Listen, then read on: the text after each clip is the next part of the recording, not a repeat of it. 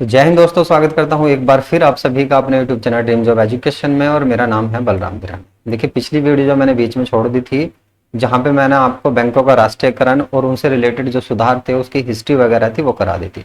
मैं अपने चैनल पर आपको उत्तर प्रदेश पैट का जो एग्जाम है उसमें बैंकिंग करा रहा हूँ, यानी कि भारतीय अर्थव्यवस्था करा रहा हूँ। और पिछली क्लास जो थी वो बैंकिंग से थी। तो भारतीय अर्थव्यवस्था के मैंने तकरीबन काफी सारे टॉपिक आपको करा दिए। यदि वो वीडियो आपने नहीं देखी है तो नीचे डिस्क्रिप्शन में लिंक दिया गया है, उन वीडियो को वहां से जाकर आप देख सकते हो। आज की क्लास जो पिछली क्लास को ही कंटिन्यू करूंगा मैं। पिछली क्लास में मैंने आपको यहाँ तक करा दिया था, यानी कि आरबीआई तक करा दिया था, आरबीआई बैंक करा दिया था। और उसके बाद ये जितने भी बैंक हैं ये सभी बचे हुए थे, इन सबको आज हम देख लेंगे इस वीडियो में।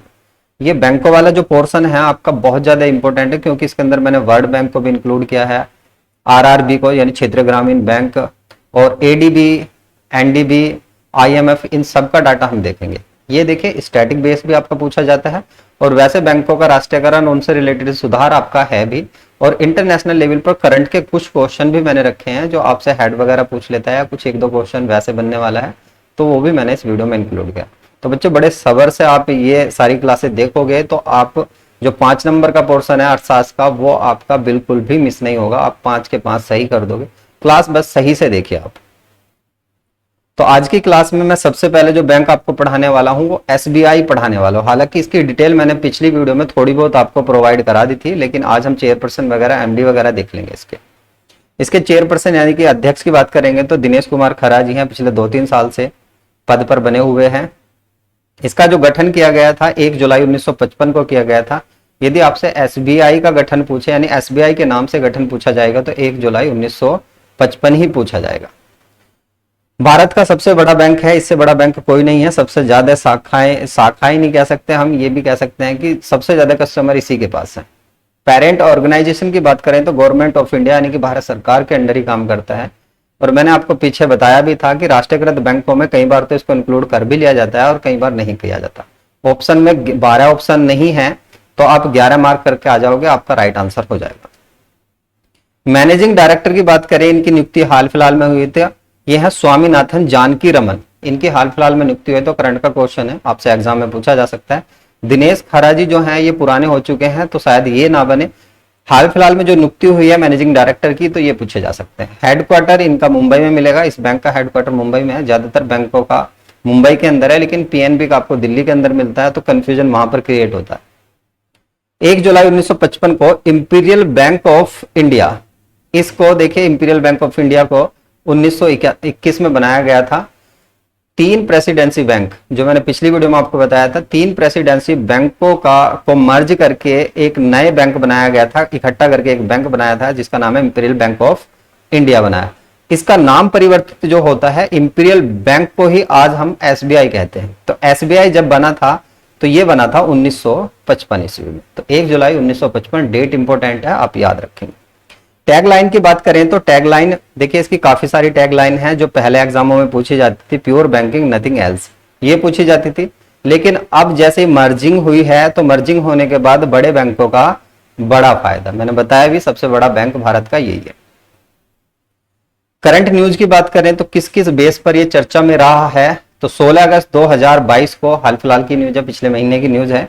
एसबीआई ने स्टार्टअप के लिए समर्थन करने के लिए देखिए पहली अत्याधुनिक समर्थित शाखा खोली है। ये बहुत मतलब एडवांस शाखा है इसकी, जो किसको समर्थित करेगी? स्टार्टअप।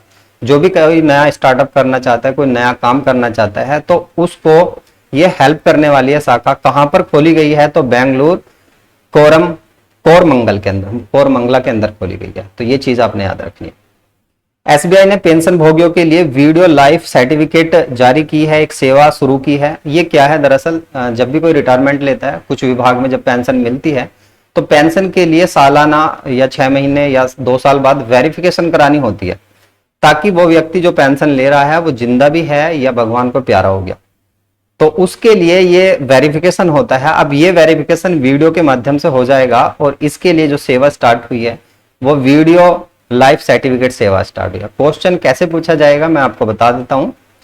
देखिए बच्चों, आपसे पूछा जाएगा कि एसबीआई ने पेंशन भोगियों के लिए, जो पेंशन लेते हैं उनके लिए हाल ही में कौन सी सेवा स्टार्ट की। तो इस सेवा का नाम याद रखना, वीडियो लाइफ सर्टिफिकेट सेवा।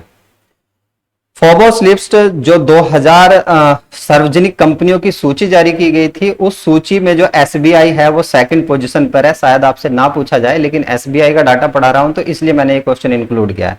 आपने इसको याद रखना है। फोर्ब्स लिस्ट की जो 2000 सार्वजनिक कंपनियों की सूची में प्रथम स्थान पर भारत की कौन सी कंपनी है, तो रिलायंस इंडस्ट्रियल लिमिटेड ये है। दूसरे नंबर पर एसबीआई आ जाएगा। विश्व की बात करेंगे तो बर्कशायर हैथवे अमेरिका की फर्स्ट नंबर पर है इन 2000 लिस्ट में। यदि फॉर्च्यून की बात करेंगे तो इसने 500 सूची जारी की थी 2022 की, तो इसमें प्रथम स्थान पर वॉलमार्ट है। कौन सी कंपनी प्रथम स्थान पर है, तो वॉलमार्ट है। भारतीय कंपनियों की बात करें तो प्रथम स्थान पर आ जाएगी इंडिया ऑयल कॉर्पोरेशन लिमिटेड, ये प्रथम स्थान पर है और विश्व स्तर पर 142वीं रैंक पर है। एसबीआई जो है, एसबीआई आपका स्टेट बैंक ऑफ इंडिया, ये तीसरे स्थान पर है भारत के दृष्टि से और इंटरनेशनल लेवल पर 236वें स्थान पर है। तो हालांकि आपसे एसबीआई इन दोनों क्वेश्चन से मुश्किल पूछा जाएगा कौन से स्थान पर है, लेकिन फर्स्ट पोजीशन के आपको पता होने चाहिए। नेक्स्ट की बात करते हैं तो नेक्स्ट बैंक आ जाएगा national bank for agriculture and rural development, यानी कि नाबार्ड। नाबार्ड की सबसे पहले तो फुल फॉर्म ही पूछी जाती है, आपसे पूछा जाता है कि नाबार्ड की फुल फॉर्म बताइए क्या है। एग्जामों के अंदर काफी ज्यादा पूछी गई है। तो national bank for agriculture and rural development इसकी फुल फॉर्म हो जाएगी, यानी कि राष्ट्रीय कृषि एवं ग्रामीण विकास बैंक। ये एक ऐसा बैंक है जो ज्यादातर कृषि क्षेत्र में काम करता है, लेकिन कृषि के साथ साथ ग्रामीणों को उनके विकास, कृषि ऋण, आर्थिक रूप से उनके जीवन सुधारने के लिए ऋण प्रोवाइड करता है और कुछ सोशल अफेयर का भी काम करता है। ग्रामीण क्षेत्रों के लिए ही पर्टिकुलर काम करता है, ये चीज आपने याद रखनी। यदि आपसे कभी भी पूछा जाता है भारत का कृषि बैंक कौन सा है, यानी कि सबसे बड़ा कृषि बैंक कौन सा है, तो नाबार्ड बताओगे आप। ऋण की जो अवधि होती है, क्वेश्चन एज इट ऐसा का ऐसा ही पूछा गया है। नाबार्ड के द्वारा कृषि क्षेत्र में दिए जाने वाले ऋण की अवधि कितनी होती है, तो इसकी अधिकतम अवधि 15 वर्ष होती है। हालांकि उससे पहले अवधि में भी क्लियर किया जा सकता है। फॉर्मेशन की बात करें तो 12 जुलाई 1982 ईस्वी को हुआ था। इसके लिए एक्ट जो आता है वो आता है 1981 में। पार्लियामेंट यानी कि संसद के द्वारा एक एक्ट लाकर इस बैंक को बनाया गया। इंपोर्टेंट एक्ट और इसका गठन वेरी वेरी इंपोर्टेंट है, तो आपने इस चीज को याद करके चलना है बच्चों। कौन सी कमेटी गठित की गई थी इसे बनाने के लिए, तो शिवरमन समिति की सिफारिश पर नाबार्ड का गठन किया गया। वर्तमान में जो अध्यक्ष हैं, नाम थोड़ा सा अजीब है इसलिए बहुत जल्दी याद हो जाता है, गोविंद राजुलू चिंताला। गोविंद राजुलू चिंताला वर्तमान में इसके अध्यक्ष हैं, यानी कि चेयरपर्सन है। हेडक्वार्टर मुंबई के अंदर है, क्योंकि मैंने अभी बताया ज्यादातर बैंकों का नहीं, कुछ बैंकों का अलग इधर उधर भी है, तो वो चीजें आपने फोकस करके चलनी है। पीएनबी की बात करेंगे तो पंजाब नेशनल बैंक, इसके बारे में मैंने पहले भी बताया था। स्थापना इसकी लाहौर में की गई थी दयाल सिंह जी और लाला हरकिशन लाल। तो दयाल सिंह जी प्रमुख रूप से जाने जाते हैं पीएनबी का गठन करने के लिए। स्थापना लाहौर में हुई थी, पहले से पूछा जाता है, और 1894 ईस्वी में की गई थी इसकी। पीएनबी बैंक भारत का वो बैंक है जिसकी विदेशों में सर्वाधिक ज्यादा शाखाएं हैं। हेडक्वार्टर इसका नई दिल्ली है और यही सबसे ज्यादा पूछा जाता है, क्योंकि ज्यादातर बच्चे मुंबई रट्टा मार के जाते हैं और पूछ लिया जाता है पीएनबी का, और जिन बच्चों को नहीं पता होता तो वो सीधे के सीधे कहां लगा देते हैं, मुंबई लगाते हैं, लेकिन इसका हेडक्वार्टर दिल्ली में है। वर्तमान में जो अध्यक्ष हैं अतुल कुमार गोयल जी हैं, ये याद रखना, हाल फिलहाल में इनकी नियुक्ति हुई थी। विदेशों में सबसे ज्यादा शाखाएं, ये मैंने बता ही दिया। टैगलाइन है the name you can bank upon, the name you can bank upon इसकी टैगलाइन आ जाएगी। टैगलाइन एग्जामों में नॉर्मली पूछी जाती है। आगे आ जाएगा पीबी, यानी कि पेमेंट बैंक, पेमेंट भुगतान बैंक, हिंदी में इसको भुगतान बैंक कहते हैं। उद्देश्य क्या है इसका, वित्तीय समावेशी को बढ़ाना। सिंपल सी बात है, हर व्यक्ति डिजिटल बैंकिंग से जुड़ जाए, इसलिए पेमेंट बैंक की स्थापना की गई है। और सबसे बड़ा भी कह सकते हो और सबसे पहला भी कह सकते हो, तो सबसे देश का पहला भुगतान पेमेंट बैंक था एयरटेल। एयरटेल सबसे पहला भुगतान पेमेंट बैंक था। इसकी स्थापना 2016 में की गई थी। हाल ही में देखिए एयरटेल पेमेंट बैंक को जो रखा गया है अनुसूची बैंक की श्रेणी में रखा गया, और मैंने कल आपको पढ़ाया था अनुसूची बैंक कौन होते हैं। जो आरबीआई का जो एक्ट है, आरबीआई का जो एक्ट है, एक्ट कब आया था, तो यह आया था 1934 ईस्वी में।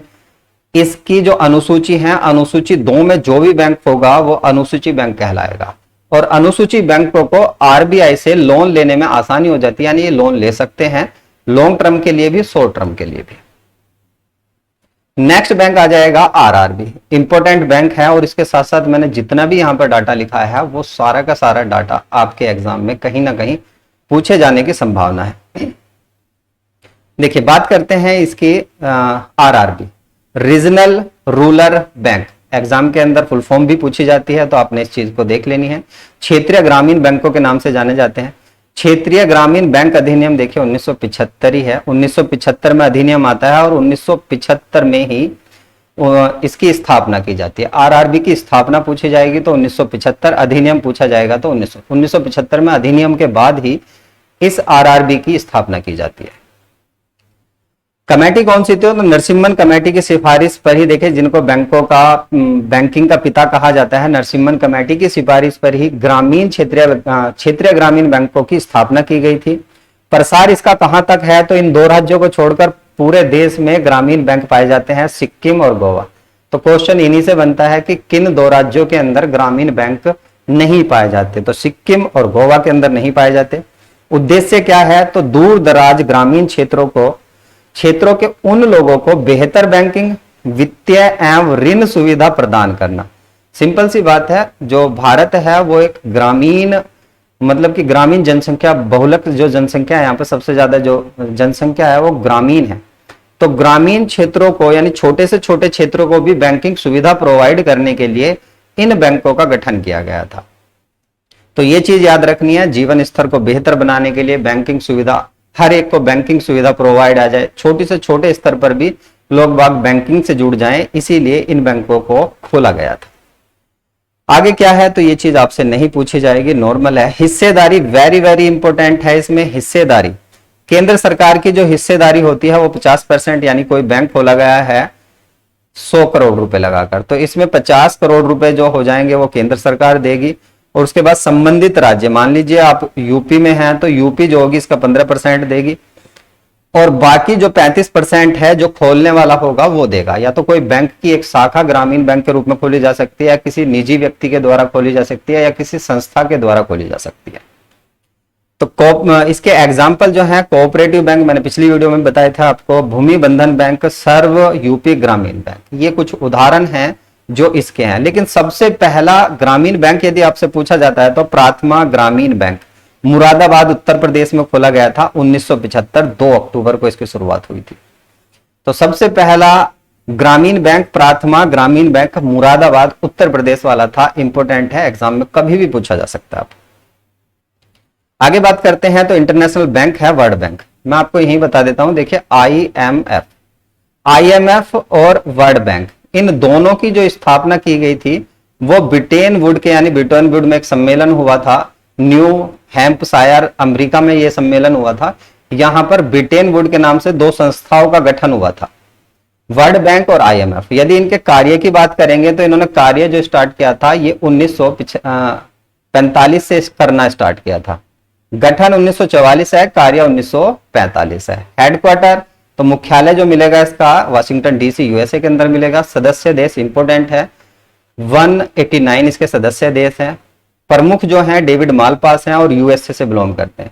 आप एक चीज को और यहीं पर नोट डाउन कर लीजिए, आप कॉपी पेंसिल ले रहे हो तो उसमें नोट कर लीजिए, डेविड मालपास जी जो हैं ये यूएसए से बिलोंग करते हैं, और वर्ल्ड बैंक के जो अध्यक्ष होते हैं वो हमेशा ऑलवेज यूएसए से ही बनता है। यूएसए के बाहर के व्यक्ति को इसका अध्यक्ष नहीं बनाया जाता।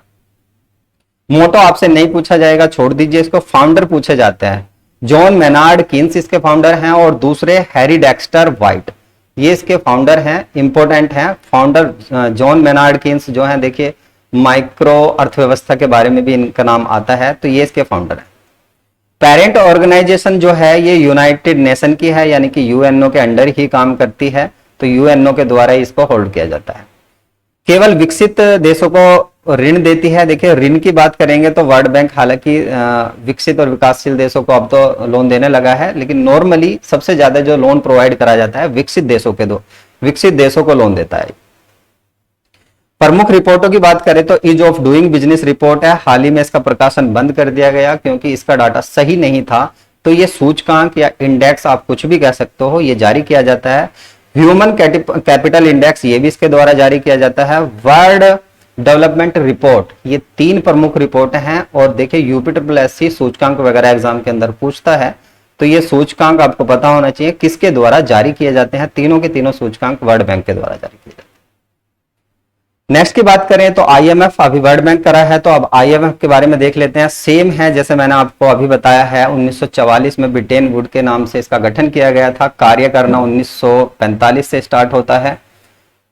हेडक्वार्टर सेम है इसका भी, वाशिंगटन डीसी के अंदर है। देश इसके अंदर 90 है। एक हाल ही में अंडोरा नामक एक कंट्री है जो हाल ही में यूरोपीय कंट्री है, वो इसका सदस्य देश बनी थी पिछले 2020-21 में। तो ये आपने याद रखनी है। न्यू कंट्री कौन सी है, तो अंडोरा। 190 देश हैं। प्रमुख जो है क्रिस्टाना जॉर्जिया है और बुल्गारिया से बिलोंग करते हैं। देखिए वर्ल्ड बैंक का जो अध्यक्ष होता है हमेशा यूएसए का होता है, और आईएमएफ का जो अध्यक्ष होता है वो हमेशा यूरोपियन होता है, यानी कोई भी यूरोपीय कंट्री का जो व्यक्ति होगा वही इसका अध्यक्ष बन सकता है, यूएसए का नहीं। यूरोपीय कंट्रियों से बाहर इसका कोई भी अध्यक्ष नहीं बन सकता। जैसे जो वर्ल्ड बैंक है, वर्ल्ड बैंक का केवल यूएसए से बनता है, तो उसी तरह इसका जो बनता है वो हमेशा यूरोपियन बनता है। भारतीयों की बात करें तो अभी हाल ही में एक भारतीय मूल के व्यक्ति हैं जो आर्थिक सलाहकार के रूप में नियुक्त हुए हैं। बिल्कुल नया करंट का क्वेश्चन है, अगस्त महीने में इनको बनाया गया था। तो केवी सुब्रमण्यम जी हैं जो हाल ही में आर्थिक सलाहकार के रूप में यहां पर जिनका नॉमिनेशन हुआ है। पेरेंट ऑर्गेनाइजेशन की बात करें तो नॉर्मली बात है, जिस तरह वर्ल्ड बैंक यूएनओ के अंदर काम करता है उसी तरह ये भी यूएनओ के अंदर ही काम करता है। ऋण की बात करेंगे तो ऋण देता है सभी देशों को। देखिए वो विकसित और विकासशील देशों को देता है, लेकिन ये जो देता है ये केवल देता है सभी देशों को देता है। हालांकि वो तो केवल विकसित देशों को देता है, ये विकासशील देशों को भी लोन प्रोवाइड कराता है। आईएमएफ के द्वारा कौन कौन सी रिपोर्ट जारी की जाती है, तो वैश्विक वित्तीय स्थिरता रिपोर्ट एक तो ये जारी की जाती है, वर्ल्ड इकोनॉमिक आउटलुक रिपोर्ट, ये 2 रिपोर्ट इसके द्वारा जारी की जाती है। इंपॉर्टेंट है, मैंने अभी बताया भी, सूचकांक वगैरह एग्जाम में पूछे जाते हैं।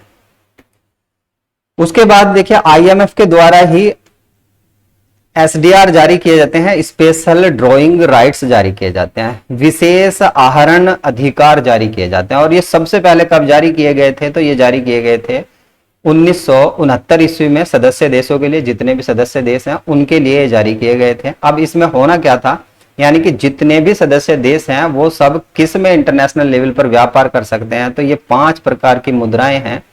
इसके साथ साथ गोल्ड आ जाएगा, गोल्ड को भी इसके अंदर रखा गया है। तो 5 मुद्रा प्लस गोल्ड, इसमें ही इंटरनेशनल लेवल पर व्यापार हो सकता है इनके सदस्य देशों में। कौन कौन सी है, डॉलर है, यूरो है, रनमंबी है, उसके बाद आ जाएगा येन और पाउंड। डॉलर यूएसए का आ जाएगा, यूएसए में फेमस है। उसके बाद यूरो की बात करें तो यूरोपीय कंट्रियों क्या है। उसके बाद रनमंबी की बात करें तो चीन का है, येन जापान का है, और पाउंड आ जाएगा ब्रिटेन का।